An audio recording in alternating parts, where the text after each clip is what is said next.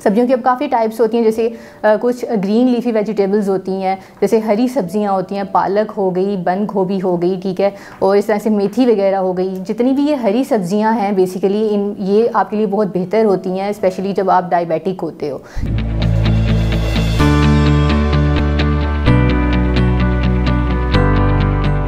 अस्सलाम वालेकुम, मैं हूं न्यूट्रिशनल कंसल्टेंट अरूसा तौसीफ। अक्सर कुछ डायबिटिक पेशेंट्स ऐसे होते हैं जिनको कन्फ्यूजन होती है कि उन्होंने कौन से ऐसे फ्रूट्स और वेजिटेबल्स हैं, कौन से ऐसे फल और सब्जियां हैं जो कि वो डेली बेसिस पे ले सकते हैं, और कौन से ऐसे फ्रूट्स और वेजिटेबल्स हैं जो कि उन्होंने अवॉइड करनी है। अक्सर ये मिसकंसेप्शन भी सुनने को मिलती है कि जो लोग डायबिटिक होते हैं उन्होंने फ्रूट्स नहीं लेने, क्योंकि फ्रूट्स में शुगर कॉन्टेंट जो होता है वो ज़्यादा होता है, जिसकी वजह से उनका शुगर लेवल हाई हो जाता है और वो अवॉइड करते हैं ज़्यादातर। पर ऐसा नहीं होता, क्योंकि जो भी फ्रूट हो उसकी हेल्दी क्वालिटीज़ होती हैं जो कि आपको हेल्दी रखने में आपके लिए हेल्पफुल रहती हैं, क्योंकि ज़्यादातर फ्रूट्स और वेजिटेबल्स से आपको मिलते हैं विटामिन्स, मिनरल्स और फाइबर, क्योंकि ये तीन चीज़ें जो होती हैं ज़्यादातर मिलती ही फ्रूट्स और वेजिटेबल्स से हैं।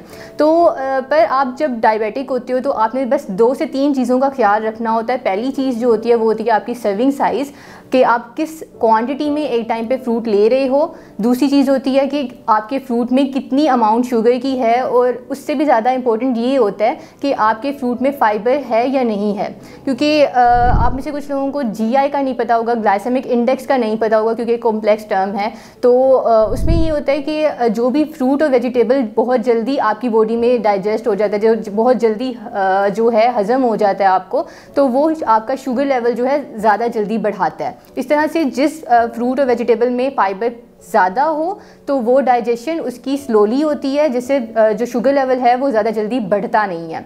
तो इसलिए हम वो फ्रूट्स ज़्यादातर सजेस्ट करते हैं डायबिटिक पेशेंट्स को जिनमें फ़ाइबर ज़्यादा हो, ताकि आपका शुगर लेवल जो है वो फ़ौरन से स्पाइक अप ना हो, फ़ौरन से एलिवेट ना हो। तो इसलिए कुछ फ्रूट्स ऐसे होते हैं जिनमें शुगर कंटेंट ज़्यादा भी होता है, लेकिन उसका मतलब ये हरगिज़ नहीं होता कि आपने बिल्कुल ही उस फ्रूट को अपनी डाइट से निकाल देना है, आपने बिल्कुल ही उनको अवॉइड करना है। क्योंकि कुछ फ्रूट्स ऐसे होते हैं जिनकी क्रेविंग आप सब में से किसी ना किसी को होती ही है डायबिटिक पेशेंट्स में से, और उन लोगों को ज़्यादातर क्रेविंग होती ही मीठे की है। तो उसमें फ्रूट्स जो होते हैं सबसे ज़्यादा यूज़ ही फ्रूट्स हो सकते हैं, क्योंकि और तो शुगर वगैरह जो है वो तो आप ले ही नहीं सकते हो। तो जब इसमें भी आके आपको लिमिटेशंस आ जाती हैं कि आपने ये फ्रूट नहीं लेना, वो फ्रूट नहीं लेना, तो काफ़ी लोग जो हैं परेशान हो जाते हैं इस चीज़ में कि हमने फ्रूट्स बिल्कुल ही अवॉइड करनी है। तो ऐसा बिल्कुल नहीं होता। आपने बस कुछ फ्रूट्स ऐसे हैं जो कि आपके लिए थोड़े से अनहेल्दी होते हैं, और वो इसलिए क्योंकि उनमें शुगर कंटेंट थोड़ा सा ज़्यादा होता है, फाइबर थोड़ा सा कम होता है, तो वो आपका शुगर लेवल जो है ज़्यादा जल्दी बढ़ा देते हैं। पर तब चीज़ ये डिपेंड करती है कि आप किस साइज़ का फ्रूट ले रहे हो और आपकी प्लेट में कितना फ्रूट है। अगर फॉर एग्जांपल जो फ्रूट्स जिनमें शुगर कंटेंट ज़्यादा होता है, शुगर की अमाउंट ज़्यादा होती है, वो ज़्यादातर आम, केले, तरबूज और पपीता और पाइनएप्पल होते हैं, ठीक है। लेकिन आप लोग इनको पूरी तरह से अवॉइड भी नहीं कर सकते हो, आपका दिल भी करता है ये खाने का, तो आप एक स्मॉल साइज़ जो है इन फ्रूट्स में से किसी को जो भी फ्रूट आप एक दिन में ले रहे हो, आप एक सर्विंग ले सकते हो। और आपने बस ये करना है कि फ्रूट्स की जो साइज़ है, स्मॉल साइज़ का फ्रूट हो और एक टाइम पे एक फ्रूट हो, तो वो आपके लिए इतना हार्मफुल नहीं रहता, आपकी शुगर लेवल को फ़ौरन से बढ़ाता नहीं है। दूसरी चीज़ जो चीज़ फ्रूट्स में आपने अवॉइड करनी होती है वो होते हैं कैन फ्रूट्स, ठीक है, जो जिनमें सिरप होता है और उनमें एडिड शुगर्स होती हैं, प्रिजर्वेटिव्स होती हैं। सिरप्स में जितनी शुगर और एडिड प्रिजर्वेटिव्स होंगे उतना ही आपका शुगर लेवल जो है ज़्यादा जल्दी जो है इंक्रीज़ होता है, एलिवेट होता है। तो कोशिश करें कि कैन फ्रूट्स जो होते हैं उनको आप अवॉइड करें। बाकी ड्राई फ्रूट्स जब आप ले रहे हो तो उस टाइम पर भी आपने बस अपनी क्वान्टिटी का ख्याल रखना है।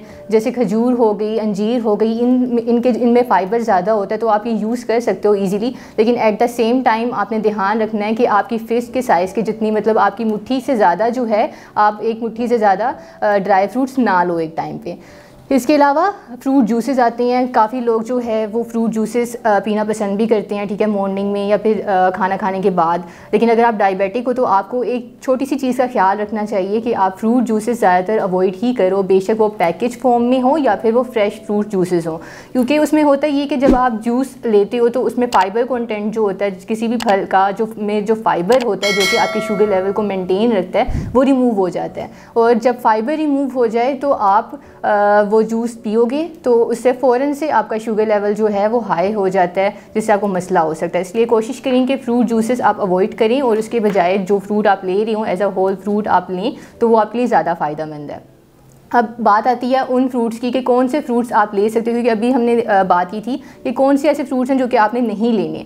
अब ये बात आ जाती है, ये पॉइंट आ जाता है कि कौन से फ्रूट्स ऐसे हैं जो कि आप इजीली ले सकते हो और उनका कोई जो है वो फ़ौरन से आपके शुगर लेवल को बढ़ाएंगे नहीं। तो उनमें आ जाती हैं ज़्यादातर वो वाले फ्रूट जिनमें फ़ाइबर ज़्यादा हो। अब आपको कैसे पता चलेगा कि कौन से फ्रूट में फ़ाइबर ज़्यादा है और कौन से फ्रूट में कम है? तो उसका ये एक साइन होता है कि ज़्यादातर फ्रूट्स वो फ्रूट्स जिनको हम पील ऑफ किए बगैर, जिनका छिलका रिमूव किए बगैर हम उनको खा सकते हैं, जैसे एप्पल हो गए, नाशपाती हो गई और आड़ू हो गई। ये कुछ ऐसे फ्रूट्स हैं जिनको आप पील ऑफ किए बगैर, इनके छिलके रिमूव किए बगैर खा सकते हो। और इनका फ़ायदा ये होता है कि छिलकों के में फ़ाइबर ज़्यादा होता है। जब आप छिलकों समेत खाओगे तो आपको फ़ाइबर ज़्यादा से ज़्यादा मिलेगा। इनमें कुछ ऐसे न्यूट्रिएंट्स होते हैं, ऐसे कंपाउंड्स होते हैं जो कि आपके शुगर लेवल को बढ़ने नहीं देते। इनमें कुछ ऐसे वाइटामिन होते हैं जैसे विटामिन ए, बी, सी, ई, जो कि आपको रिक्वायर्ड होते हैं, आपकी रिक्वायरमेंट पूरी करते हैं आपकी वाइटामिन और मिनरल्स की, कि आपको सप्लीमेंट्स वगैरह भी यूज़ ना करने पड़े।